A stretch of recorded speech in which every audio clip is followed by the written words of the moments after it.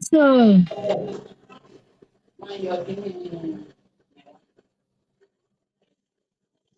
Ìyẹn má jẹ̀mú ìkórìíra.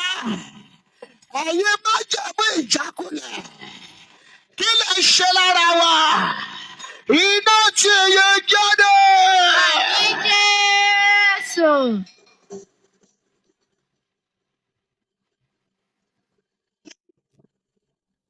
Odidi 40 years ni àwọn ọmọ Ísírẹ́lì lò. Ibi tí wọ́n ń lọ kò tó 40 years. Àwọn ogun kan sì sọ di 40 years mọ́ wọn lọ́wọ́. Ní ibẹ̀ lẹ́lòmíì kú sí. Tó délẹ̀ ìlérí. Ní ibẹ̀ lẹ́lòmíì ti gbọ́ ìrántí ìránṣẹ́. Joshua tí ó padà kó wọn dé ilẹ̀ ìlérí. Inú ìrìn àjò yẹn la padà bí Joshua sí. Ẹ̀sà béèyàn bá pẹ́ láti dé ilẹ̀ ìlérí. Kò ní padà débẹ̀, àwọn ọmọ tó máa bí ló máa padà débẹ̀. Òun dẹ̀ láti kó àkọsílẹ̀ fún láti dé ilẹ̀ ìlérí yẹn.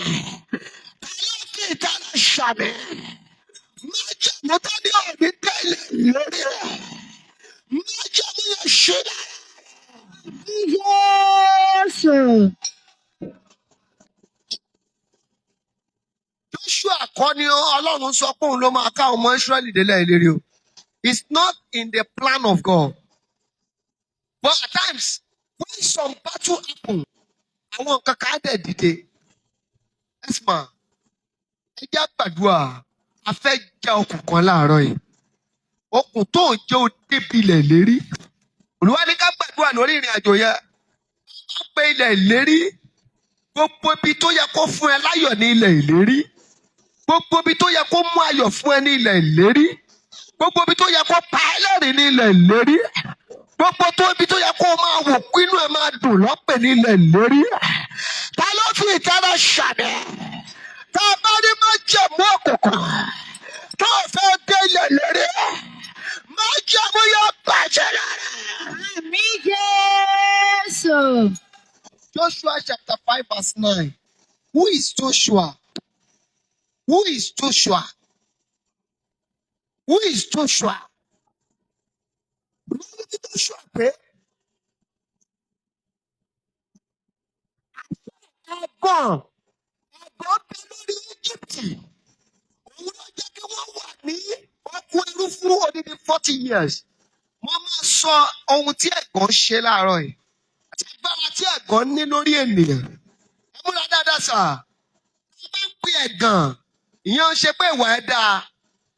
Ẹ̀bẹ̀ ohun tó ń pè ní ẹ̀gàn mi ní sà. Ó bá ti wọ̀ lára ènìyàn. Àfi kó kúrò lára ẹ̀. Fi kó ṣe kí ni sà? Kó kúrò ní ara ẹ̀. Ní ẹ̀gàn. Ẹ̀kọ́ ní ẹ̀gàn. Tí o bá rí àmì ẹ̀gàn lára rẹ̀. Tó ọjọ́ dé ilẹ̀ ìlérí rẹ̀. Àmì yóò ṣe dáadáa. Ẹgbẹ́ ohun tí Ọlọ́run sọ fún Joshua. Ọlọ́run sọ̀rọ̀ yẹn fún Mósè o. Joshua chapter 5 verse 9. Wọ́n ní fún Joshua pé lónìí ni mo yí ẹ̀gbọ́n Egypt kúrò ní lórí ìmájì. Wọ́n lè ṣàlẹ̀ ẹgbẹ́ bàbá àti màmá rẹ̀ lórí rẹ̀. Ọjọ́ ìgbà ilẹ̀ ìlérí. Ọjọ́ bàbá olóore. Ẹgbẹ́ yẹn ṣe dànù lára. Ẹgbẹ́ bàbá àti ìyá rẹ̀. Bí ẹgbẹ́ bá bẹ lórí bàbá àti ìyá. Tó bá rú ọmọ, ayé ọmọ yẹn dẹ̀ wà lójú kan. Ìgbà yẹn lọ́ máa rí wá ní ìwọ kọ́ lọ́mọ ìyá lágbájá. A lè ràn ẹ́ lọ́wọ́ ẹ̀gàn ni.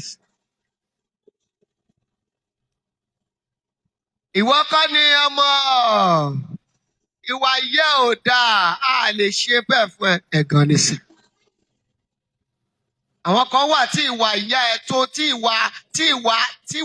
ìwà wọn burú ju ti mọ́mí ẹ lọ tá a dẹ̀ gbójú fò dá. Ẹ ṣàmísẹ́ ẹ̀gbọ́n tí ń bẹ lára rẹ̀ tí ọjọ́ délẹ̀ ìlérí àmì yẹn ṣe dànù lára. Amin Jesu. Ẹ̀gbọ́n ló jẹ́ kọ́mọ Ísírẹ́lì pẹ́. Ẹ̀gàn lè jẹ́ kéèyàn pẹ́ kó tó rí àánú gbà. Ẹ̀gàn lè jẹ́ kéèyàn wà níwájú aláàánú, aláàánú ò dẹ̀ ní rí bẹ́ni tó yẹ kó ṣe lò. Mo máa sọ àwọn ohun tí ẹ̀gàn ṣe fún yín láàárọ̀ yìí. Ẹ̀gàn ó lè jẹ́ kí ènìyàn kó pẹ́ ní ìyàrá ìran, kò ní mú dé ìyàrá ìmúṣẹ. Ìran nìkan ló máa gbọ́. Tó bá ti ń gbọ́ ìran yẹn inú á máa dùn. Ṣùgbọ́n tó bá dọ̀la á rí pé ìran ò ṣẹ. Bí ìran ò bá dẹ̀ ṣẹ, kò sí bí inú èèyàn ṣe lè dùn nígbà tó gbọ́ ìran, inú á padà bàjẹ́ ni.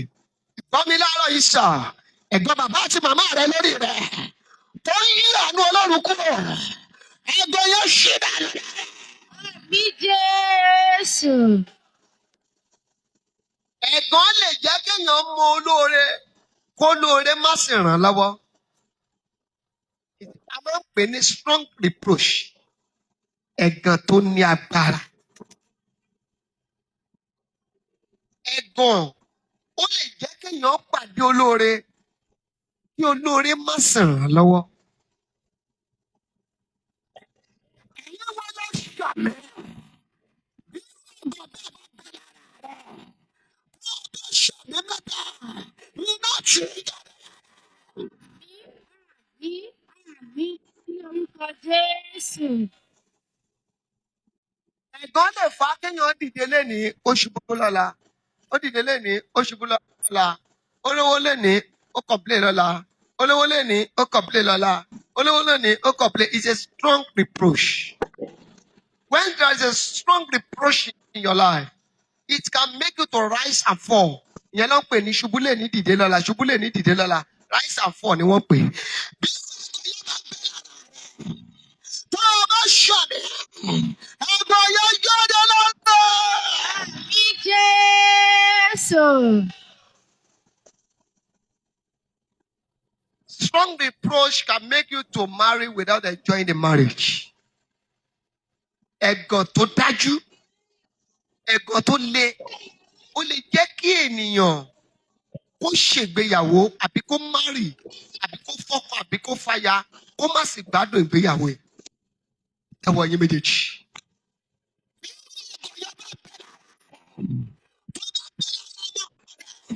Tó o bá ṣàmì, májèmọ́ orí òkè yóò ṣó yí ẹ̀gàn náà kúrò. Àmín Jésù. A strong reproach can make you to labor down for someone to enjoy. Amen. Amen. Ẹ̀gàn lè fà á kí ènìyàn kó jìyà fún ẹlòmíì láti jọrò. We call it strong reproach. Ẹ jẹ́ gbàdúrà láàárọ̀ iṣẹ́. Ó máa ṣùgbọ́ kí ara ẹ̀ kú oríire sẹ́. Ẹ jẹ́ gbàdúrà. Àwọn tó wá ṣọ́ọ̀ṣì ń tà ń sọ yìí, they couldn't understand. Ẹlòmíì wà níbi tó ti ń jà ń lé báyìí. Ṣé ìyẹn là ń bẹ́ ẹ sọ ni? Ayé tá a wà yìí, tí wọ́n gbé wàhálà wọn pọ̀ jù ládùúgbò, sórí ibi tó máa ń gbà ṣe ń jí ẹ̀. You are not in this life to be facing battle every day. Kọ́ máa rojọ́ lójoojúmọ́. Kó máa rojọ́ lójoojúmọ́, kẹ́ máa jà lójoojúmọ́. Tí wàhálà wọn bá ti pọ̀ jù, má gba ọbẹ̀ yẹn mọ́, gbàgbọ́ mi. You need